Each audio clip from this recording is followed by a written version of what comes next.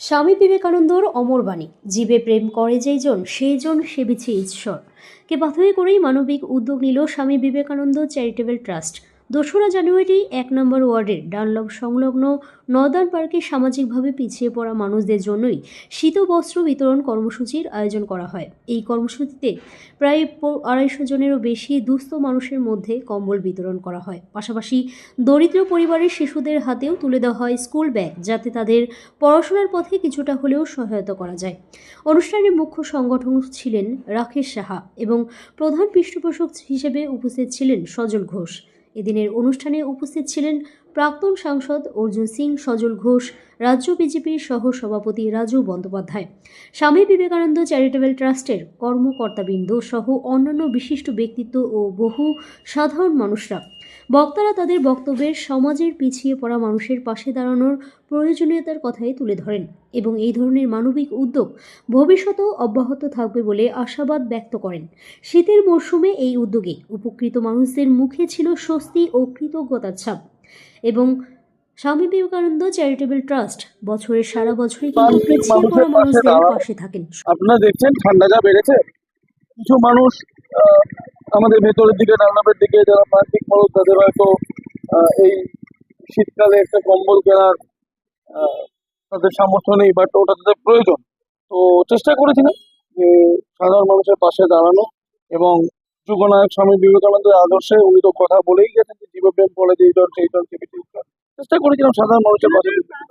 দেখলেন দেবুদা সজল ঘোষ বলে গেলেন যে পশ্চিমবঙ্গে যেন তোকে মানে কম্বল নিতে না হয়। আপনারা অবস্থা দেখলেন, মানুষ একটা কম্বলের জন্য মানে এই শীতকালে মানুষের কতটা দরকার। তার মানে আপনি বুঝতেই পারছেন যে সরকারে যারা রয়েছে, যারা প্রশাসনিক ক্ষমতায় রয়েছে, তারা মানুষের কতটা পাশে রয়েছে। এটা নতুন ভাবে বলার কি আছে? স্বাভাবিক স্বাভাবিক আমরা উজ্জীবিত, আমাদের শীর্ষ নেতৃত্ব আমাদের পাশে আছেন এবং আমরা জানি আগামী দিনে জয় আমাদের নিশ্চিত। 200 জন মতো লোককে বিতরণ করতে পেরেছি এবং আরো কিছু জন যাদের কুপন ছিল না, প্রায় 50 তাদের আমরা নাম নথিভুক্ত করেছি। তাদেরকে আমরা রবিবার দিন তাদের শীতবস্ত্র প্রদান দেওয়ার জন্য আমাদের রাজ্য নেতৃত্ব অর্জুন সিং এসেছিলেন। মাননীয় অর্জুন সিং আমাদের প্রাক্তন সাংসদ ব্যারাকপুরে তিনি গেছিলেন। আমাদের বরানগরের আশা আকাঙ্ক্ষা যাকে ঘিরে আমরা উজ্জীবিত হই, সজল ঘোষ এসেছিলেন আমাদের রাজ্যের সহসভাপতি রাজুদা এবং আরো অনেক নেতৃত্ব। রাকেশ সাহা সমাজসেবী। সামাজিক যারা রাজনীতি করে তাদের সামাজিক আর রাজনীতিক দুটো কাজের মধ্যে থাকতে হয়। ভালো লাগে সামাজিক কাজের সঙ্গে থাকা। কবির পুরোপুরি মমতা ব্যানার্জির প্রোডাক্ট আছে। ওকে দিয়ে মমতা ব্যানার্জি যে মুসলিম ভোটটা ডিভিশন হচ্ছিল তৃণমূল থেকে, ওকে দিয়ে আটকাওয়ার চেষ্টা করছেন বাবরি মসজিদ নামে। এটা আর কোনো বেশি ওকে গুরুত্ব দিয়ে কোনো লাভ নেই। বাবরি মসজিদও করতে দেওয়া হবে না, এমনিও সব মানুষ সত্যিই অসহায়। মানুষ অসহায়তাকে বুঝতে পেরে আজকে আমাদের এখানে এসেছেন। দেখুন, সজলদা বলল যে মানুষ কেন কম্বল নিতে আসবেন। আরে মানুষের খাবার কেড়ে নিচ্ছে তৃণমূল কংগ্রেস। তো যারা খাবার কেড়ে নেয় তারা কম্বল কি দেবে? যারা মানুষকে জীবন্ত পুড়িয়ে মারে, যারা বকটুইয়ে মুসলমান সম্প্রদায়ের মানুষকে পুড়িয়ে মেরেছিল, তারপর তৃণমূল স্টেটমেন্ট দিয়েছিল, মাননীয় নেতৃত্ব স্টেটমেন্ট দিয়েছিল কি টিভি ব্লাস্ট করেছে না সিলিন্ডার ব্লাস্ট করেছে। তো যারা মানুষের পাশে দাঁড়াতে পারে না তারা আবার কি সমাজসেবা করবে? সমাজসেবা করে পয়সা তোলার জন্য। জগন্নাথ মন্দির বানিয়ে হিটকোট টাকা বৃহৎ অঙ্কের 248 কোটি টাকা দুর্নীতি করেছে।